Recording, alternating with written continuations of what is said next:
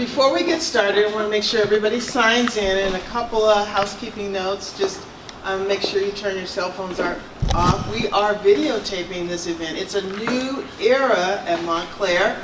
We want to record a lot of the good work that we do together, and I'm excited about that. It's something that's been part of my vision for the school and some of the changes is to make sure we remember what we do, but since we're all about learning, it's not only student learning, it's adult learning. And that's what this evening is about. It's just finding out more details of how to support the classrooms, how to volunteer, chaperone, but also have fun. I think one of the best things to do that gives me energy is to spend time here with your kids. So we're going to talk more about that so that you can have as much fun as I have every day, spending time volunteering and supporting our program. I'm very, very pleased to introduce in a few moments Dr. Susan DeMerseman, who is someone I actually met when I started in the district. We were both extremely, extremely young at the time, extremely young. But we've known each other that long. So it's really fun for me to be back working with her again. Because we have an intimate group this evening, I would love to just start by having everyone just introduce yourself, because we want everybody to know this is a community and we want other people to know each other. So if we could just start, just briefly give your name and who your child is in the grade. And so I'm going to check and see how well people follow directions. But I'll start, let me start on this end over here. And if you could just, and I'm going to actually pass the mic around. This is like when I get a chance to pretend like I'm Oprah. I was trying to do that. I was born in the same year. I just didn't, it wasn't my calling. But, I know. I just can't give people cars. Here you go. Thank you. Hi everyone, I'm Julie Schindler. I have a third grader named Jackson Schindler, and I'm also the PTA treasurer. Hi everybody, I'm Maravik Hammond and I have a fifth grader, Joshua. This is a close-up. Sorry everybody. I'm Callie Panier. I have a second grader, Eloise, Miss Upson's class, and I am heading up fundraising this year. Woo!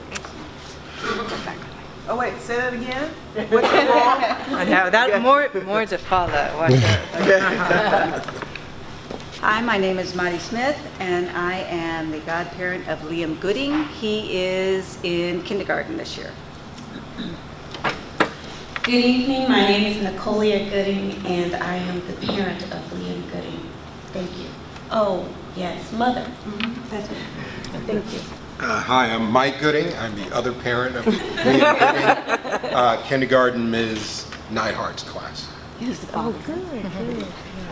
Hi, I'm Maria Capitelli. My daughter is Kiara, and she's in third grade. Good evening, everyone. My name is Angelica Garcia. My daughter is also Kiara, and she is still in third grade.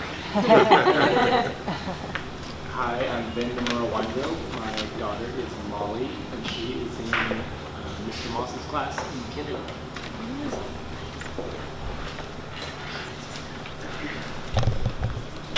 Hi, I'm Helene Blatter. I have my daughter Sylvia is in Mr. Moss's kindergarten class. I have a third grader, Lena, in Ms. Pierce's class, and I have a sixth grader who graduated last year. Can I go? Okay, I'm Keo. This is Kenzo. I am his dad, and he is a kindergartner in Miss Tran's class. I'm Jenna Burrell, and I'm Kenzo's mom. My name is Emily Schlesinger, and my son Gavin is in TK in Miss Green's class. I'm Dick Smith, and Elliot is in Miss Seltzer's kindergarten class. Hi, I'm Nancy Romps. I'm the mom of Felix Romps, and he's in second grade, Miss Torres's class.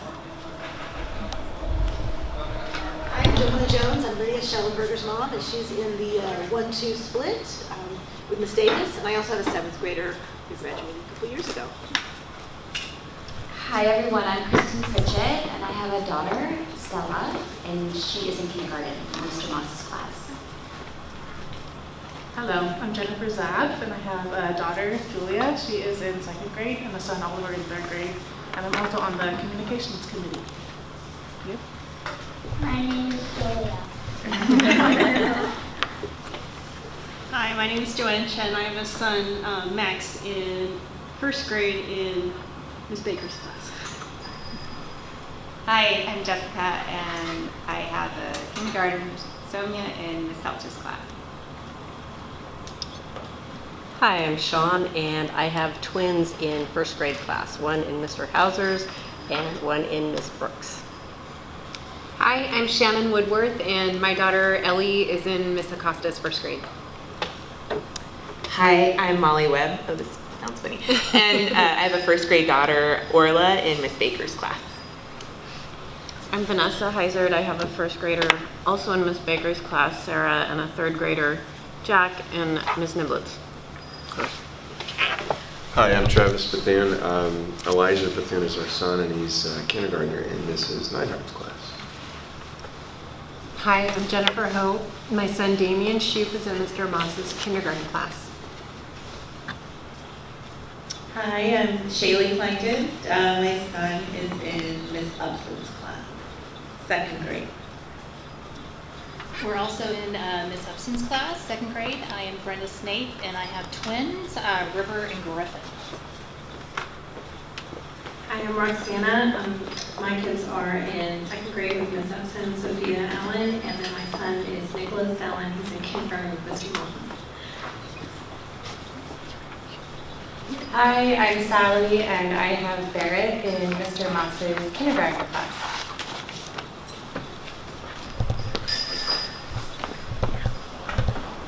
Hi, I'm Erin. My son Torrin is in TK, Miss Green.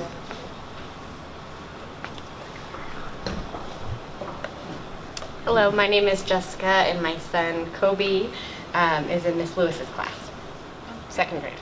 And did we get 3 more? A couple people in the back.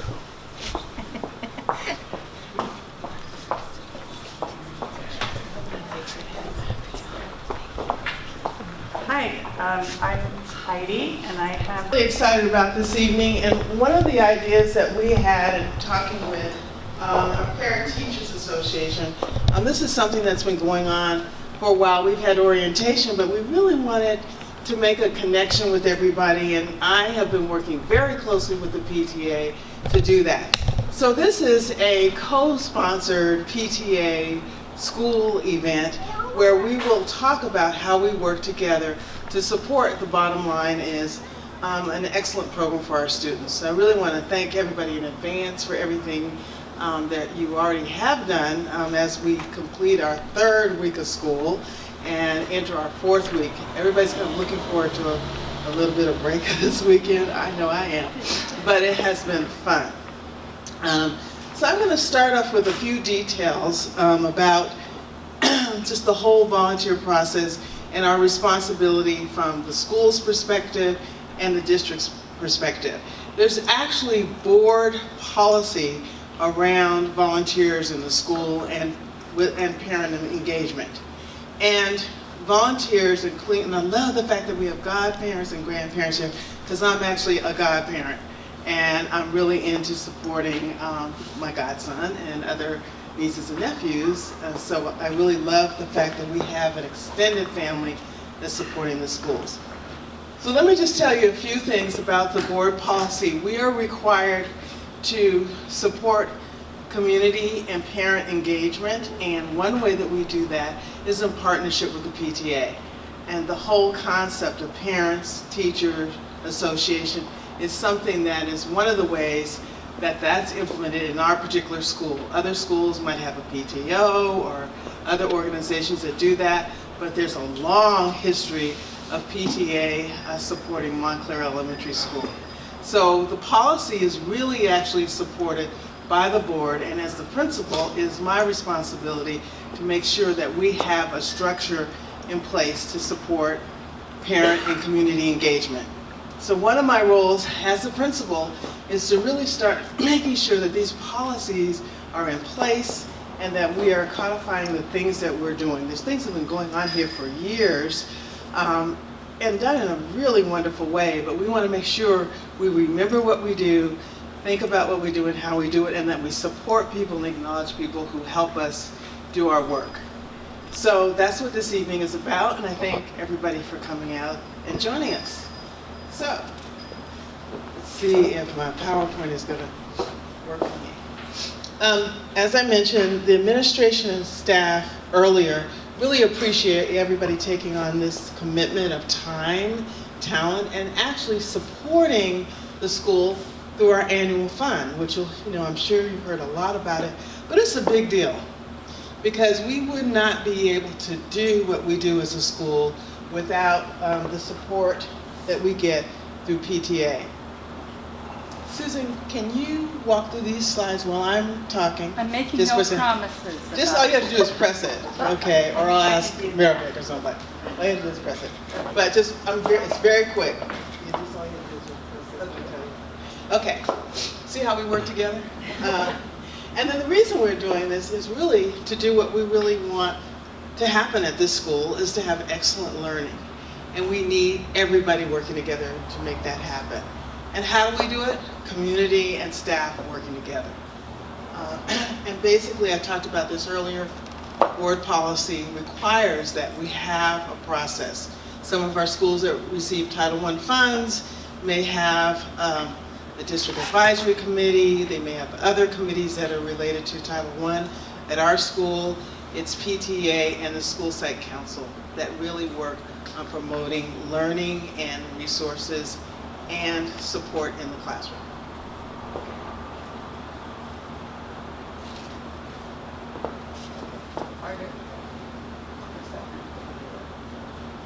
There you go. Okay, so what are the volunteers' responsibilities? Pretty basic, the things that I wanted to talk about from my perspective as principal. For safety and just so that we know who actually is in the school volunteering, we need you, it's a very basic thing. We need you to sign in the office. And hey, have you checked out our new sign-in, sign-out machine? That's new from last year. That's one of my dreams, and it's actually working, and it will actually take your picture. I'm into, communication this year. So you put on your sticker, it has your picture, and it'll say visitor/volunteer. Okay, and in the future, we'll be able to, it'll say volunteer if you're volunteering, but right now it says visitor. But now we have a record of who's in the school, when they're in the school, and when they leave. The next thing we want you to do is just let your teacher know if you have to cancel. Things come up, traffic, those kinds of things, because we really count on your support in the classroom. It really makes a difference having another pair of hands to really move the agenda that we have for supporting students. So if something comes up, send your teacher an email, or if you don't have time to do that, just call the office and we'll get that message. The other responsibility I want to mention is be willing and open to perform a variety of tasks. You may have something that you had in mind that you thought was, like that should happen, but that particular moment in time, it might be something else. And I tell you, every day there are volunteers in this school that help me in so many ways, and it can be something as simple as Augusto coming over today, whose child was promoted last year, doesn't even have a child at the school, but comes over to help me set up this equipment. That's what I'm talking about. He's one of my angels that just keeps helping me.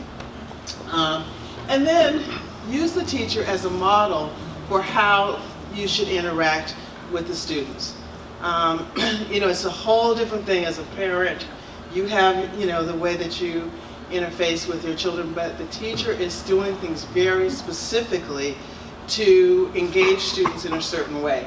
And those of you who may have been around, in a lot of our classrooms have not started volunteers yet, but teachers are really working on the consistency of how do you do things. They're having the kids repeat how they line up, how do they go to the bathroom, how do they go to the cafeteria, how they put their folders away. There's a lot of procedure and structure. And it may sound repetitive at the end, but as a volunteer coming in, you need to take note how the teacher engages the students. And that's what we need you to do, is to model that. Okay, you did it. The next one. So, 2 quick tips before I introduce Susan. These are things I want to suggest this year that may not have been done in the past. I'd love for you to set up a preliminary meeting with your teacher to discuss what your responsibilities are and what the schedules are. So many times I've talked with parents who may have, they may have had a desire to engage in the classroom in a certain way, and it didn't happen the way that they might have enjoyed working in the classroom. And sometimes that's just because there was never initial communication. They signed up to be a volunteer, they showed up, but on their heart they wanted to do one thing, and then they were assigned to do something else, or there may be something that they could provide that we didn't even know about because there was never a dialogue. So I encourage you to communicate. It could be just an email with the teacher about what the responsibilities are in volunteering in the classroom, and the schedule, of course. And then develop a routine of receiving assignments, written and verbal. Every teacher is different in terms of how they communicate. Some will just tell you orally, others are very detailed in terms of writing what they need and having their sign in and materials, and you put on a special jacket to read, or a special chair, whatever it is. Every teacher has their own little way that they work. And then continue on. Treat your child, if you're in the classroom where your child, is, as you would every other child. This isn't the time that, your child is, say, hi mom, hi dad, that kind of. I had that challenge when I was principal at Chabot. My nephew attended the school, and we were out in the yard, and he was doing something he shouldn't do, and I said, Eric? And he looked at me and says, oh, sorry, Auntie, Ms. Sadler. So, you have to get used to that, but that's something you can talk about at home, about the fact that you're going to be volunteering, and it's a different role. Okay, and that you have to follow the lead of the teacher. Okay, and then it's really important, Dr. Susan will probably talk about this too, really be respectful of the teacher's desk and other things that might be private. Not that, people are going to be rummaging into things, but just be aware of those dynamics. And then it's really important just not to casually say, oh, to somebody else who has kids in the room, I was in the room today and it was a real rough day. Well, that doesn't make the other parents feel really comfortable about what happened. That was your take on it, and a lot of times what we're expecting in the classroom is a lot of interaction, a lot of talking, a lot of movement. And school is really different than it was maybe for some of you in terms of the kids sitting in rows and expected to be quiet as they learn. That's not how we're learning now. We're doing a lot of conversation, collaboration, interaction between students.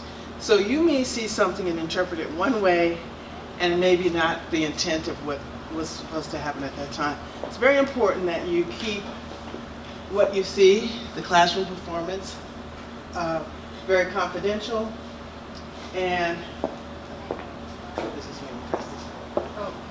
Yeah, that's good. Yeah, very good. So, and then never discuss the child's behavior. All students have bad days, just like adults have bad days too. So we don't want to say, oh my God, your child was doing really was in a crying mood today or whatever. It's the teacher's responsibility to address that. Okay, and if there's something you're really concerned about that needs to be addressed by an adult, I'd rather you come and talk to me about it if you have a major concern, and I'll address it. That's my responsibility to check things like that out. Okay, and then, and if you're concerned about your child and something that's occurring, it's really important that you don't take that time, oh, I'm here volunteering. Well, how is my child really doing in math? This is not the time to have that discussion. Make an appointment to see the teacher and do that. Okay, and I'm working with the teachers to not do that either, because it is convenient to have you right there. But we've got to really be mindful of how we interact and how we exchange information. Okay, and then it's really important to just underscore, and it speaks to all this, teachers are responsible for communicating with parents, not volunteers. Okay? All right, next one. I think that's it. I think this is where I introduce you. Oh. Okay. So it's time to really introduce Dr. Susan DeMerseman, who, by the way, has a long history with this school, formerly as the school psychologist, and in her retirement has continued to serve the school, and her time with us is actually funded by the PTA, by parents at the school. So it is really, again, she is a resource that I definitely feel very strongly about, her support in the school and what she does in terms of serving our students, families, parents, and actually I have to say the principal, because there are many times I'll say, Dr. Susan, I need an appointment with you. But anyway, she comes with many, many years of experience, and she is able to eyeball a lot of things, and she has a lot to share today just about the whole concept of volunteering, and some of the things that I touched upon, she'll talk about a lot more. Dr. Susan DeMerseman.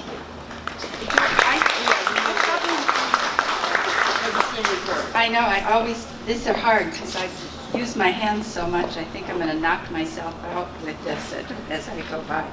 A little bit about the background, why we do this training.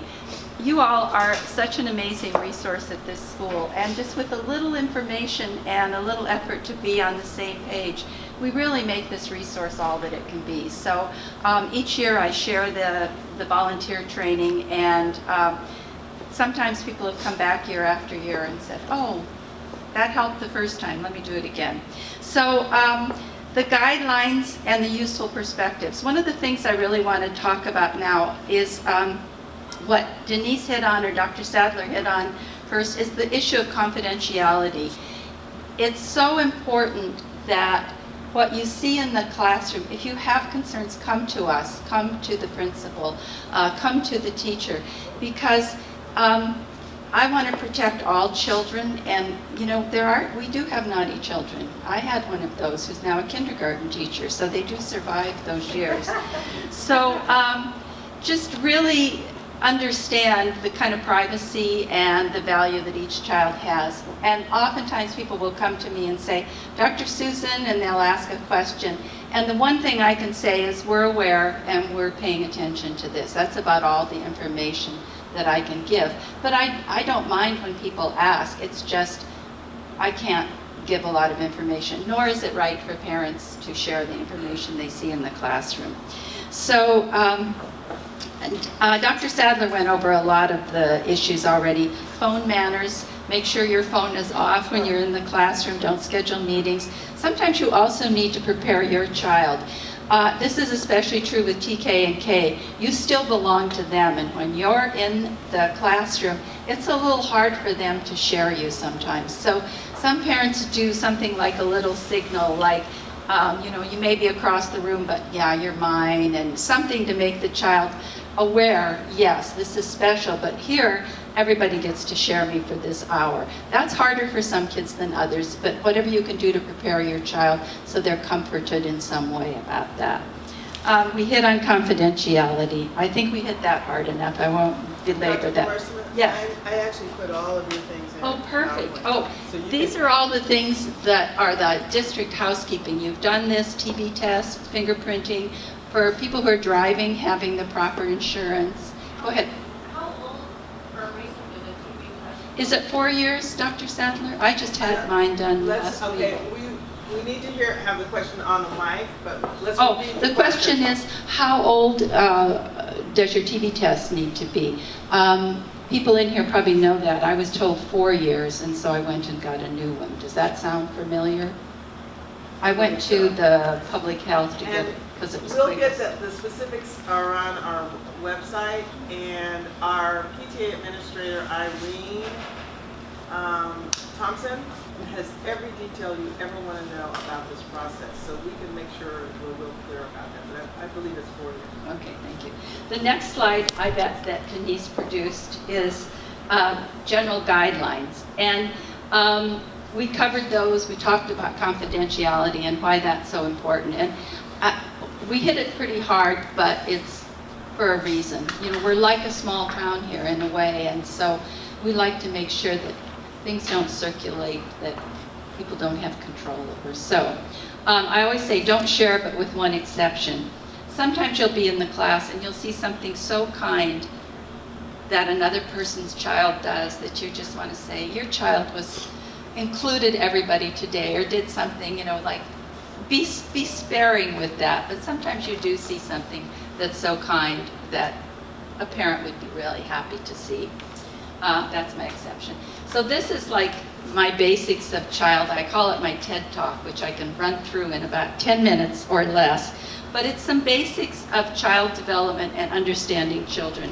One of the first things that I'm ready for the next, that I always remind people of is that kids act as good as they know how. And so often people will say the child won't do this or that, when in fact they don't know how yet. And so I view a lot of misbehavior as a skill deficit. It's something they don't know how to do yet. I did a whole workshop yesterday for a brown bag business for parents on transitions. Transitions themselves are a skill. You can't just say flip from one thing to another. So we talked about all the ways that you teach the skill of transitioning from one thing to another. Some very clever teachers here at school. I've seen the kids will build these beautiful Lego constructions, these things that are like going to get torn apart if they can't finish them right then. And so to help the child transition, the teacher might take a photograph of that so the kid gets a sense of closure and can move on. So they're as good as they know how to be, and knowing how is really our job. And sometimes it's a developmental thing. We may wish they knew how to do certain things, but they don't know yet. You know, I always say life is short and childhood is a lot shorter, and so we need to be a little charitable about that stage for kids. The next item on that one is that they come that way. This is my firm belief, after having one of each, an Eeyore and a Tigger, that they come that way. You took a personality home from the hospital, and if you have more than one child, you know that even more.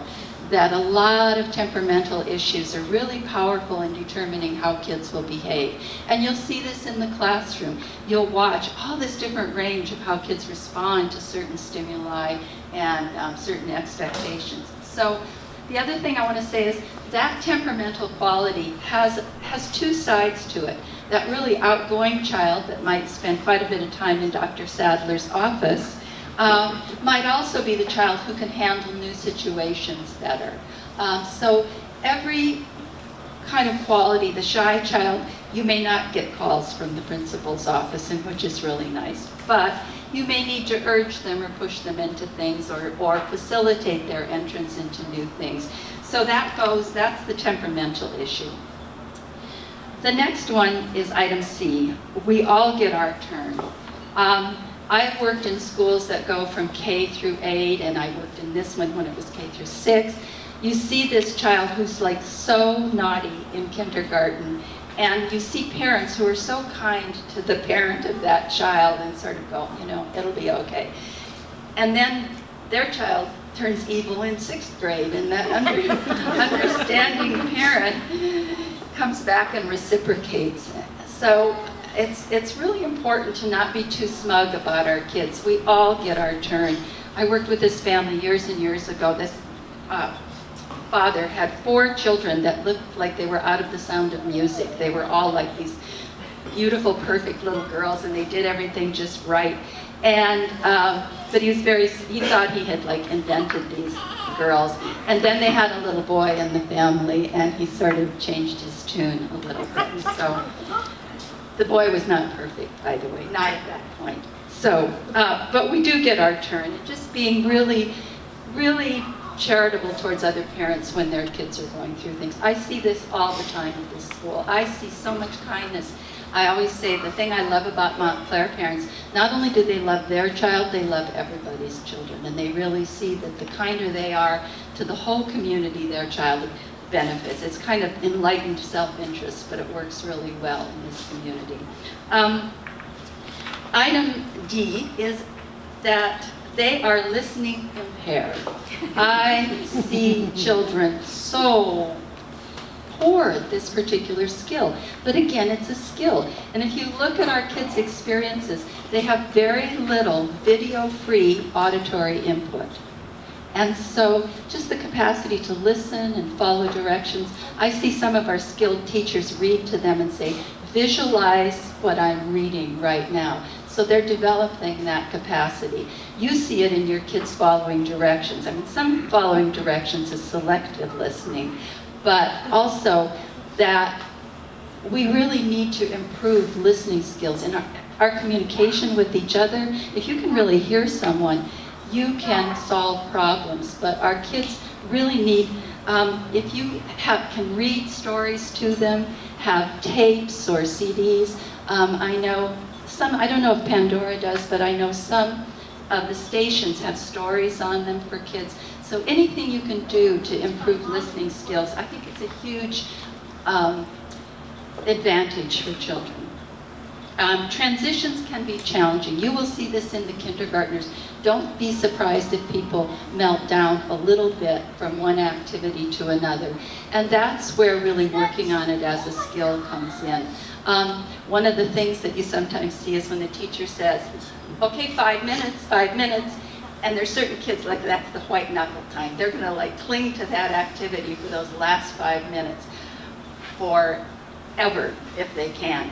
So even helping, like rehearsing ahead of time, saying, when I say 5 minutes, how can you talk to yourself so that it will be easy for you to let go? I'm a big advocate of self-talk, kids being able to guide themselves and talk themselves through things. So it might be, oh, I'll get to play with this tomorrow, I'll get to play with this tomorrow, I'll get to play with this tomorrow. Some kind of mantra of transition can be very helpful for kids. So given those basics, here are some things to try. And this operates in the classroom particularly. Oftentimes we'll see a behavior we don't like, but it's really important to think, what's the replacement skill we're looking for? If you have a child who tugs on you and whines, rather than saying, quit whining, give them what you want them to do. Say, tell me that in either your big boy voice, or tell me that in a really nice way. Replacement skills are so important because we give too many don't messages. That comes to the next one. An alpha command is a do message. So often we give kids lots of don't messages, but alpha commands carry so much more information. If I'm trying to learn tennis and I'm whacking it the wrong way and the coach says wrong, wrong, wrong, that doesn't carry as much information as if I get it and he goes, that's right. So catch them being good, give them feedback when they're on target, and using labels. Like even we talked about transition, even saying that was a good transition. Or if you're working with a child who is sort of indecisive and they make a choice, say, that was a really good choice. But being aware of what you're seeking, what you hope for in the child's behavior, and having a plan to achieve it. Alpha commands, choose your battles and use distraction. So often, there are a lot of good parents here, and because you're good parents, you want to really make everything work. But my strongest recommendation is choose your battles. Don't be fighting on every front. Think of 3 or 4 family behaviors or skills you want your child to have, and really stick to those. When our kids were little, we taught them how to clear the table, and we did such a good job that we'd go to restaurants and they'd be ready to start clearing the table at the restaurant. So we had some other more lofty goals too, but that was one that seemed to stick better than we wanted it to sometimes. But distraction too, I always tell, nobody here probably remembers Mr. Jew, but he taught kindergarten here. And that year we had a little child who was a screamer. Sometimes you get screamers in kindergarten. And everybody tried everything. And one day in the middle of this huge scream, a bird flew into that, what is now the TK classroom. And I'll be darned if it wasn't so interesting that the kid quit screaming and everybody focused on that. It was a great distraction. And I think sometimes we miss the value of that. You don't need to go toe-to-toe with everything. Sometimes just, focus on something else. Lots of birds flew into that room years later, or months later, as the screaming happened, we sort of saw lots of birds, not real ones, obviously. So item D is focus on effort and process. There's great research to show that depending upon what you reinforce, you get a different outcome. If I have this class and I say, every bit of work you do is just perfect, you are the smartest kids I've ever had, versus saying, you are the most perseverant kids, you never give up, I really appreciate the way you keep giving effort and trying. In the long run, those kids do better because they're not afraid of making a mistake. Those perfect kids don't want to try, they might mess up. But focusing a lot on effort, and even encouraging your child. I always say you can usually get about 5 more minutes out of your child if you say, gosh, you really stick with things. I really appreciate how perseverant you are. Right before they're ready to give up, you can usually get a few more minutes out of them with that statement. So the other thing is, we give kids an awful lot of positive reinforcement. If I had a nickel for every nice job, nice job, nice job, nice job, nice job. I mean, nice job is sort of the verbal form of the participation ribbon or whatever. It's good to do that. I mean, it's good to be positive with your kids. But we're now kind of coming up with a better, well, a different way by saying, I notice how happy your little brother was when you let him look through your book. I noticed how easily we were able to finish dinner because you did whatever. So the I noticed takes you out of the person stamping the good or bad out of it and makes the child reflect back on, I did do that good thing. Wherever possible, I really like to, I don't know if I put it on here, when using reinforcement charts, one of the things I always recommend is rather than telling them, go put your backpack away, and then you have to say, go put your backpack away. Did you put your backpack away? Please put your backpack away. You say, put your backpack away and come tell me when you've done it. So the child is in the completion loop rather than your 25th reminder. And if you're using a chart on your fridge, let them give themselves a check. Say, come back and give yourself a check as soon as you do that thing. You're not going to get 100% participation, but you're going to get more participation because in their mind is the completion, the last step is coming back and telling you, or coming back and giving themselves the star. So that also puts it more into their own, they have to think about it a little more. They don't have to think, you have to think. And kids are so good. Kids have one thing to think about. You have 25 things. And so they can just keep bugging you until 25 of those things distract you enough that they get to do what they want. And it isn't evilness, it's just it's what they have to work with. Show encouragement and good manners. I'll tell you, good manners are worth so much in this world. Every now and then parents do really smart things that they don't really realize how smart they were at the time. I want to do a workshop one day where I just asked parents, what's the smartest thing you ever did with your kids? One of the smart things is when our kids were little, rather than saying yes or no when they were offered something, they always said yes please or no thank you. And it gave them credit for way better manners than they actually had. But it was such a good habit, and a lot of manners are just good habits. So in the classroom and in home, really encourage those good manners. They're very powerful. Focus on inclusion. Sometimes you'll be in the classroom in a position where you see somebody who isn't included, and encouraging kids to include each other, and also being the model for it. We're much bigger. When I started at Montclair, I don't think we were even 300 people, so inclusion was much easier. Now we have to be much more intentional about our connections with each other. And if you see a parent who's by him or herself and you're with a group, reach out. That not only does it build the best community, but it's a fantastic model for your child. Oh, I met so-and-so's mom today, or I met so-and-so's dad today. That's a really nice message to your child that you're trying to build community as well. Let's see. Okay, item G. Your kids are going to hurt each other. you're gonna sit at home one night and think, I'm gonna call that mom. And sometimes parents do. I am astounded at Montclair how graciously parents often handle that. That sometimes you'll get a call and say, and the way to do it is important too, to say, I don't know if I got the straight story, but it seems like child A and child B are having a problem. Do you know anything about this? So I find parents here really, really good at that.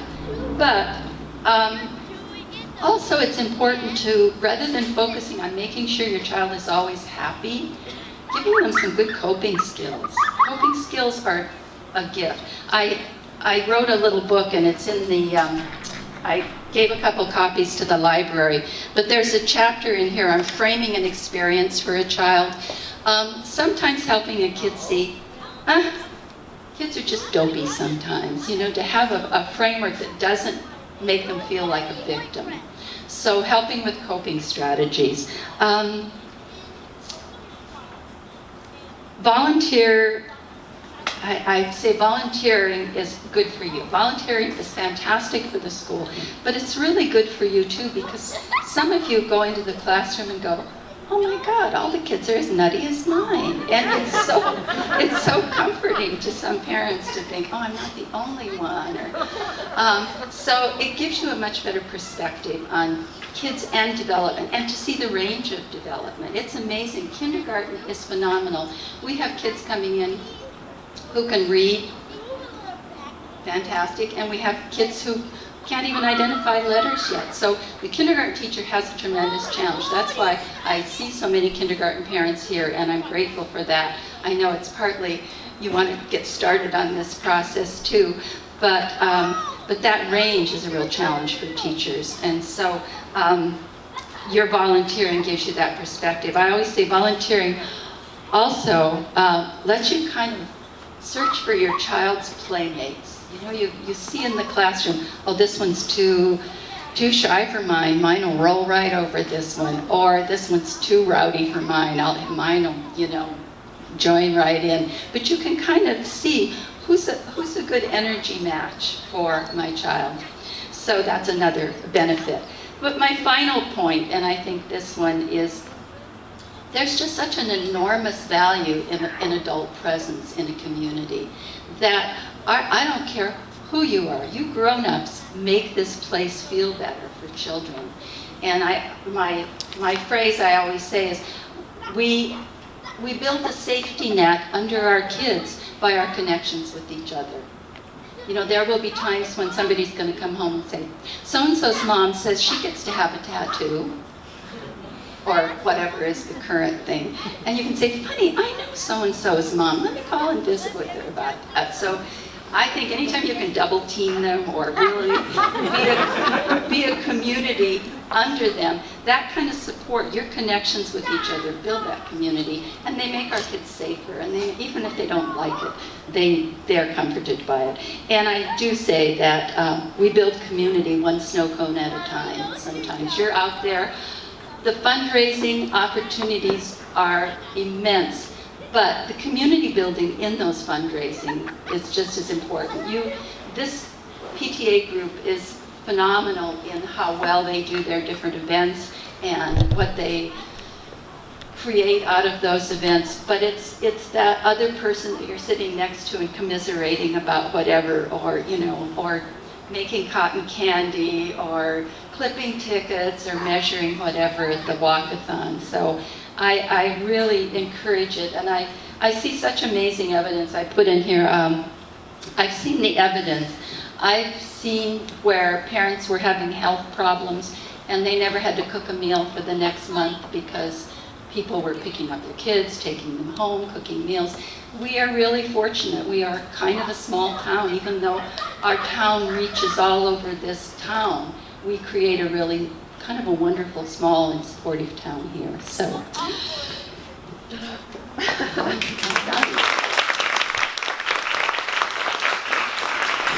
So thank you, Dr. Susan, and we hope woven, and I'm going to use your word, weaving and woven into this, you can see how critical it is to have a community that supports the classroom, that supports the school, and how connected that is to outcomes for student learning.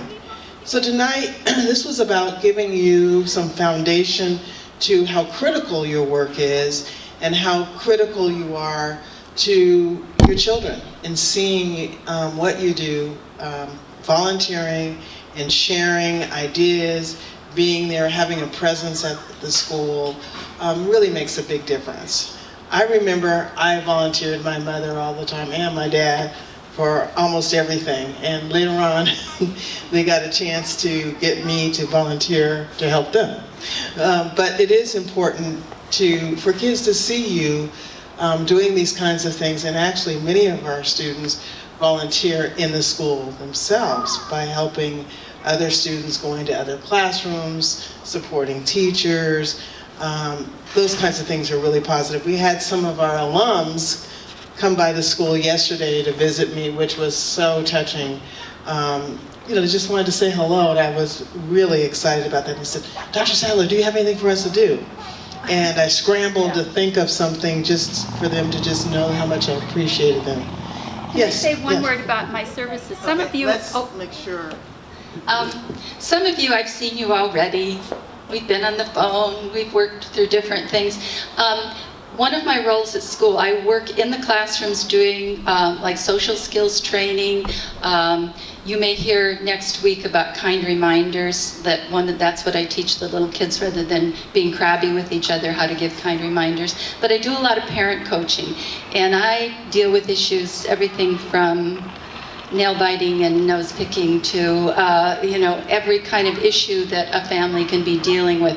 And sometimes parents don't need to go outside to a psychologist. They just need help with a child who has trouble settling down, doing homework. The range is amazing, or adjusting to school, or dealing with siblings. So thanks to the PTA for providing that. I'm usually here on Tuesdays, except on Mondays when Denise and I have other meetings. But that service is, you just call Irene and say, "Can I see Dr. Susan? Put me on her schedule for Tuesday." And I stay busy on Tuesdays, fortunately. Thank you. And I just lastly want to mention before we go for questions and end our time together, I really want to say, when we say it's PTA, it's really all of us. And I'm actually a member of PTA. And this is why it's so critical for us to support our community. Do we want to give any last remarks to our... Yes. Sorry. Thank you. This will be quick. This is a great audience to capture, because as y'all started to see the newsletters, especially if you're new this year, like, holy information. So I just wanted to do a quick snapshot, because what is possible tonight, what we've talked about while we're all here for volunteers, and what our kids are getting is through the PTA and all the fundraising that we do. So the annual fund is kind of our Kickstarter of the year. It helps us get that kind of revenue coming in to help pay for our staff, to help keep Mr. Winslow getting his winter singing program, all those sort of stuff, the librarians, just critical funding that we otherwise do not have. So the annual fund, we are just about over $27,000 raised, which is, I'm super excited. My goal for annual fund is $150,000. Of our total year budget is $519,214. I like to say $520. It's a lot easier. $520 is the number that just covers the budget for all the enrichment programs and our staff. So how we kind of look at it is each student here is about $1,000. A little bit more, but $1,000, another easy number to remember, is the cost that the PTA spends on each of our kids. So we all have different ways to support the school. Volunteering is key, and then also through fundraising. So some people might want to just do in the annual fund. Otter Walk is about to come flood your inboxes next week, which is a super great community event. And then also Shop and Earn. In this past Newsweek, we started introducing Benefit Mobile. It's such a great app. I've been using it, and literally you can, at checkout, buy a quick gift card and pay for your transaction right there, and you just see money going back. Like I did Shutterfly last night, gave $6 back to the school while I was making baby shower invitations. super easy. So Benefit mobile app, download it today, set it up, and get using it and spread the word. That's the other thing. Also for, you can share, buy gift cards for teacher appreciation or holiday gifts, all that sort of stuff through Benefit Mobile, and just email them to people to use. So I'm excited about that because it's just another way that we're spending money, might as well give a little bit back to the school at the same time. And then my last little plug, going on volunteering, drop off is like my other heart and soul, because I want to get these kids in safe. Everything I do it not only for my daughter, but I do it for the other 639 kids at this school, and those are your children as well too.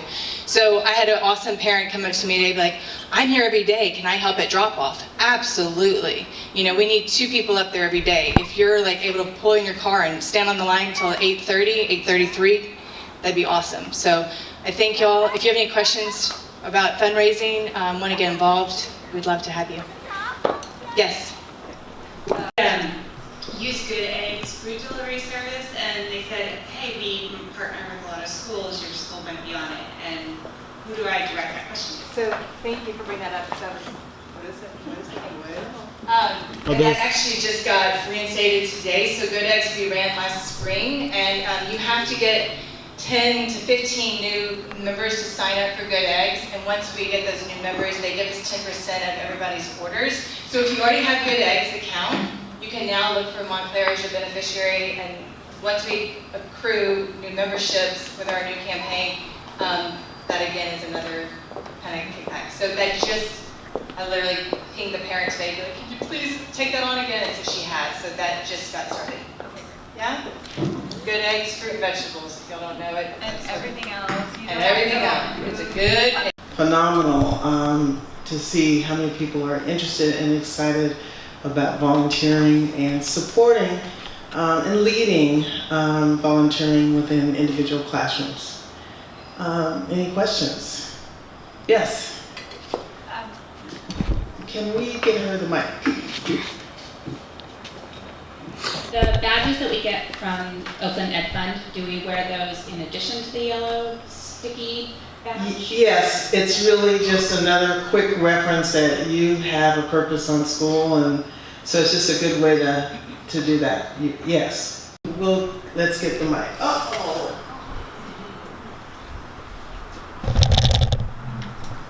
And the easy, quick one. Where can I find the link to join PTA? I keep needing to and keep not doing it because there it is.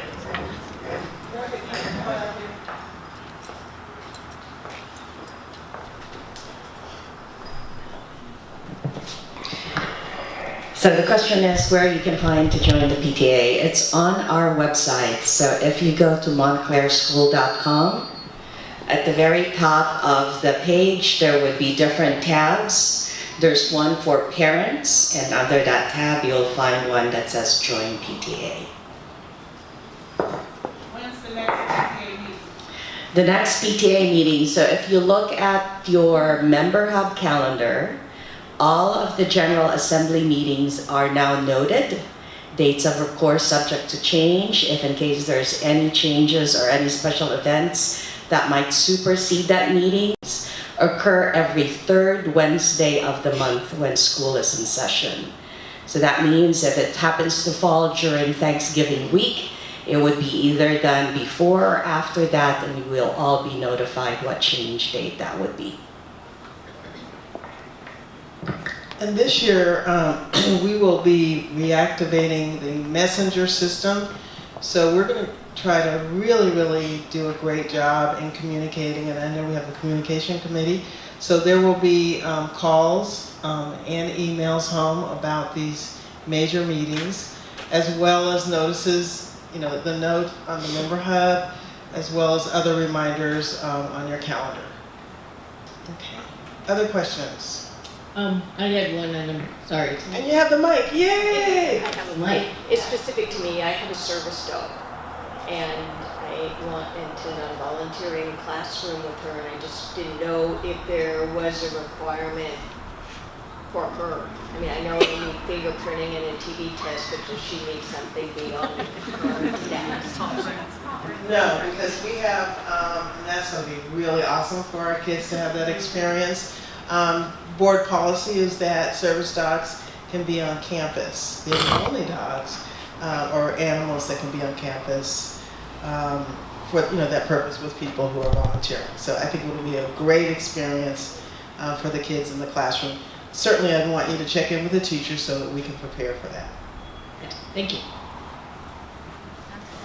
Yes. Can I just add one more thing about? I just want to add one more thing about PTA membership, because I know this has been a question that comes up every year. So there's one thing that's important to note about PTA membership.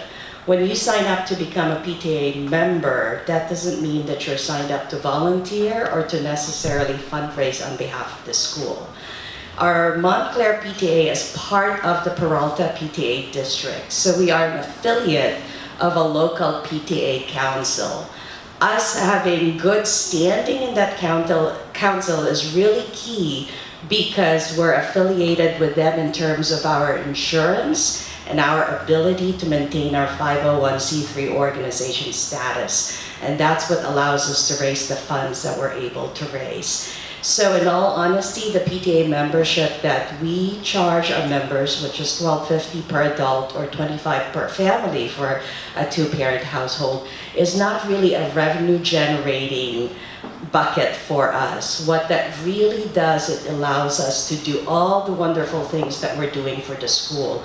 So we need that number to go up every year, or to maintain a certain level of ratio between our students and our members, in order for our council to view us as an active, in good status member of that council. So we really would like everybody's help to sign up. You can just, do it easily on the website, as you will probably see, but we really encourage everybody to be a member as much as we can, because we need that status to remain active and in good standing.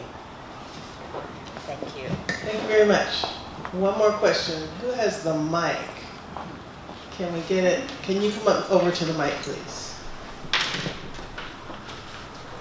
Hi, I had a quick question about field trip funds or contributions for field trip specific activities as compared to the annual fund.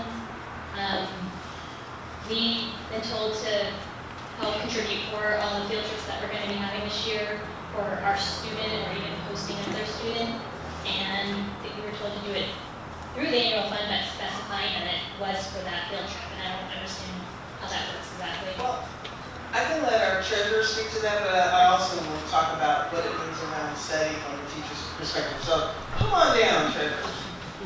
It's a great question.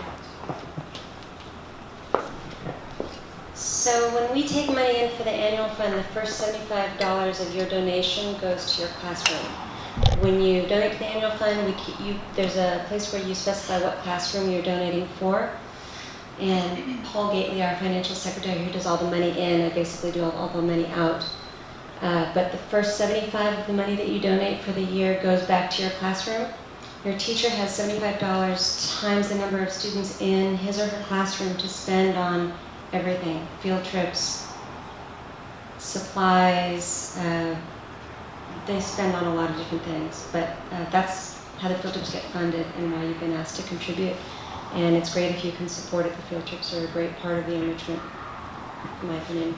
Okay, just to clarify, so it's automatically deducted if you pay over $75 to that class, and if you wanted to do $150 to sponsor another child, you can specify, I want $150 of my donation to go to this class. It's great that you bring that up. I try to do that when that's great that you bring that up. I try to do that when I can also, that if there's a specific ask, the third graders are asked to give 55, I gave 110, just with that kind of thought in mind.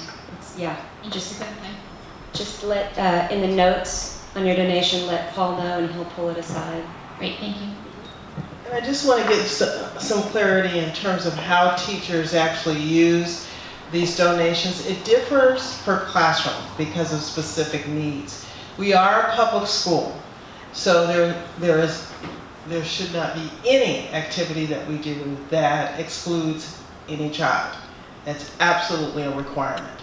So the field studies, which I really want to make sure we talk about it because they're often time away from school, is specifically for a specific activity. So you'll find some differences in different classrooms based on the needs. Some teachers this year, we have some new teachers who are very facile with technology and have chosen to maybe spend some of their money on some technology that they feel will be absolutely an asset for them. In fact, our two new teachers, out of the money that I get as the principal, I've decided to use some of that money for document cameras for those new teachers who I know will use them, are already using them really well. And in some cases, we have some of our equipment that is dated, where we need to upgrade and buy another. In fact, we have a document camera we're going to have to replace in one classroom because these things get old. So teachers sometimes have to make a choice. I'm going to get a document camera that's going to help me every day of the school year, and then I might have to put the entrance fees for a field study that I want to do on my wish list for my parents. So that's why you might see some things where teachers are actually having to fundraise for a particular field study versus another class that may be using their monies for the entry fees. Do you understand what I'm saying? So it really varies, and we want the teachers to be able to have the opportunity to purchase the things that they feel they need for their particular classroom. And it just varies in terms of how they use it.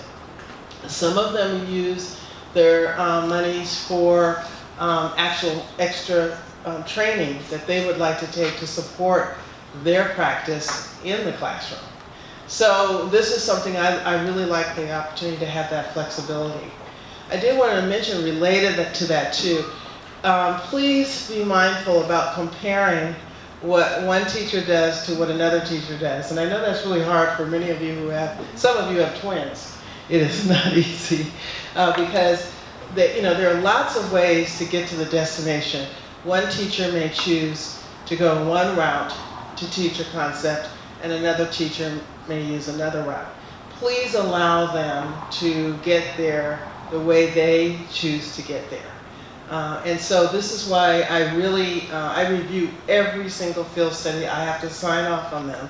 I ask them, how that particular field study is going to impact their classroom, and I do look at Hi, how are you? So, I'm so glad to be at Montclair. This is my 6th year in the school community. We have one more to go. But as you can see, what makes this school really special is the community you're seeing here. If there's one truism about this school is that it does take a village. So for all the years that we've been here, this has been a school that has nurtured, celebrated, and has provided a very enriching community for all of our students. So for new parents coming in, we hope that you join this community, embrace it. We need every help we can to keep continuing making it the kind of environment that we want it to be. We need your time, your talent, and any gift you can provide. It's what makes this Montclair. We are a community. We all came here because of this. So welcome and thank you for your support. And other families can just simply send it directly to the school. We get more Amazon boxes here than we've ever received before. It's almost like the holidays. We're like, Ms. Thompson will say, I wonder who that box is for. But it's really a very wonderful gesture in terms of having a community that's so supportive. But I want you to understand why there might be some differences in terms of how teachers choose to spend these wonderful dollars that people donate to support the classroom. Last questions and we'll close for the evening. Yes? Where is the mic? All right. So, Thank you very much. I think so. Okay.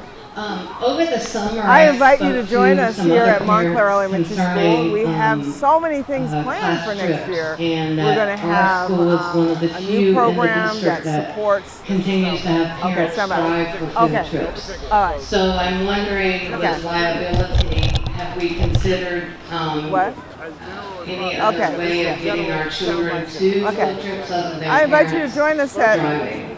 I'll tell you, other schools that have Title I funds, when we purchase a bus, you'll find out when you're a fifth grader how much those buses cost. They're able to provide transport. Other schools have monies for transportation, and every time a class goes somewhere, it can be $500 to $600 per bus. So we're really fortunate in that many of our families have the option. I'm thrilled to be the take off leader the of day, Montclair and Elementary kids just School. taking off the day from work to support this opportunity. I think our children get a lot more exposure to different experiences, and we do I use invite public you to be. transportation for some of our fields. Now I got it. But I got it. I would say absolutely we do not want to use those precious dollars. I'm excited that way to be with the Montclair's resource. lead learner, the principal. I welcome you and invite you to join us next year at Montclair School. Have a great summer. Okay, yeah, okay. By just saying how much I appreciate everyone, and I want to thank all I'm of you excited for to your be support and Montclair's lead participation learner, the of Montclair principal. School. I want to thank Please my join colleague me and friend, and the community Dr. Susan next year. DeBersian, Have a for great summer. her long time work here and her partnership as we support your children every day.